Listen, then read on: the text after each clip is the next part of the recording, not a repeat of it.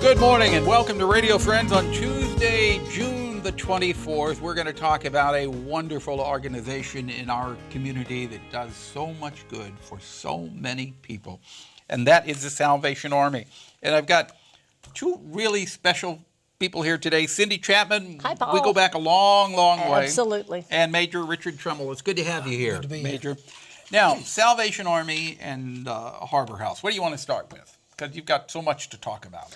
Well, Harbor House is seeing once again a lot of residents.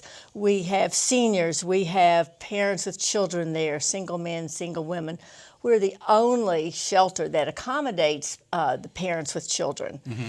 And you've got veterans too, don't you? We do have veterans. We serve our nation's finest. Yeah. Once again this year, it's a cooling center. So people can come in to get away from that extreme heat because you know we're going to have it. Oh, yeah. You know. Oh, yeah.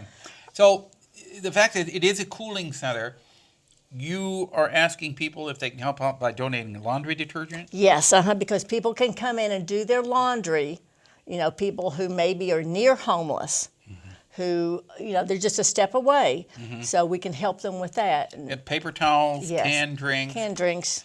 For those of us who were blessed to have a roof over our house, over our head, and have food on the table, mm-hmm.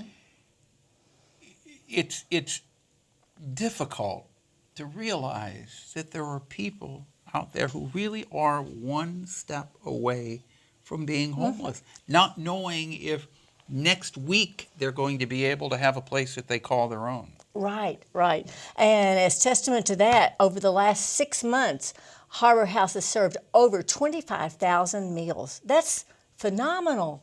25,000 meals? Yes, to the since the first of the year. No, in the last 6 months. Well, pretty much since the first of the year. November, that's right. That's a lot of food. But that helps those people who maybe wouldn't have a meal, if it weren't for the Salvation Army Harbor House, and that's the lunch meal that they serve every day. So if people listening and you want to help out, you can make a donation to the Salvation Army. Yes. You can make a donation of money or of your time, or of laundry detergent, or paper towels, or canned goods, anything that you can afford. Now I want to turn to Major Richard Trimmell because I see something here that he has an exciting opportunity. And I don't know what this exciting opportunity is, so you're going to tell us. Well, Harbor House, folks really identify with Harbor House and want to help. And so we have come up with a new opportunity for folks to help, and that is an Adopt-A-Room program. And in the Adopt-A-Room program, a family, an individual, an organization, a church, whatever, can adopt one of our sleeping rooms. And we put up a plaque stating whoever it was that adopted that room. And then they help provide the bedding for that room, and they can provide pictures for the walls and rugs and things like that if they want to. So it gives them an opportunity to kind of have a connect with the Harbor House that they normally wouldn't have. So when you say adopt a room, are they then responsible for taking care of this room?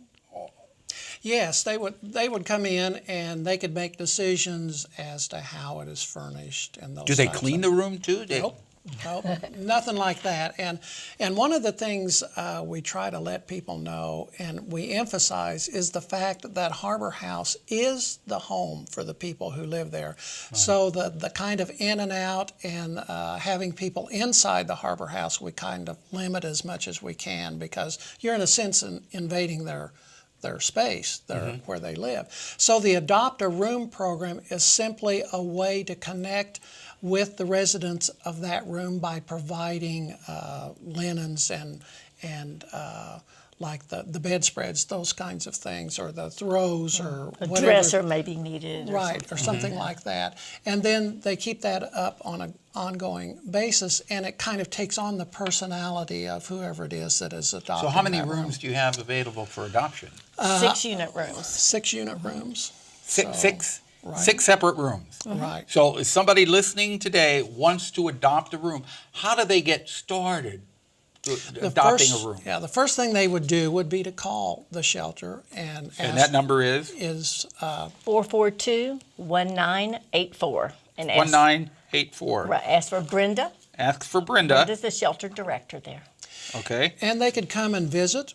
They could look at the room. The rooms are different as far as how they're configured. We have a men's dorm, a women's dorm, then we have family units. So are you needing furniture for the room? Or are you just needing? No. You're needing, the furniture is there. Yeah. What you're needing is bedspread, you're needing sheets. Curtains. Curtains.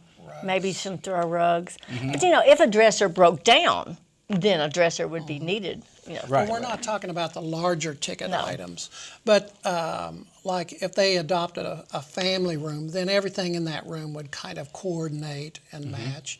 And then they could come in from time to time and check the condition of the furnishings and make sure everything's. Do they actually meet the people then that are in the rooms or not? Well, there's a possibility. They probably wouldn't. Okay. Because they would probably come during the daytime, and most of our residents are gone. Okay. So if they're interested in adopting a room, or if you're just interested in helping out in any way, now the exciting opportunity is adopting a room. I like Adopt a that. room, yeah, yeah. But there are many exciting opportunities that you can help in a lot of different ways. And, you may say, well, I don't have a whole lot of money. You don't have to have a whole lot of money. Just a little donation helps, because then it's all pooled together. So 442-1984 is the telephone number to call for the Salvation Army if you want to help out. Anything else that you want to mention? We got about a minute left here. Salvation Army camps are well underway at Camp Mahaska down in Bourbon, Missouri, and Salvation Army for a long time has been providing opportunities for kids who wouldn't have the possibility of going to camp. And so thanks to the generosity of donors, we're able to provide that. Okay, a lot going on with the Salvation Army, not just at Christmas time. And you think we think of the Salvation Army at Christmas time with the red kettles and ringing the bells, but it's something that they're helping folks in our community 365 days of the year. If it's a leap year, it's 366 days a year. Absolutely, Got right. it, okay. And our thrift stores are always, there for donations Monday through Saturday, 9 to 5. Okay, Cindy, thank you. Thank you so much for coming Thanks, Paul. by. And Major Richard Trimmell, you. it's a pleasure. Tell your wife I said hi too, okay?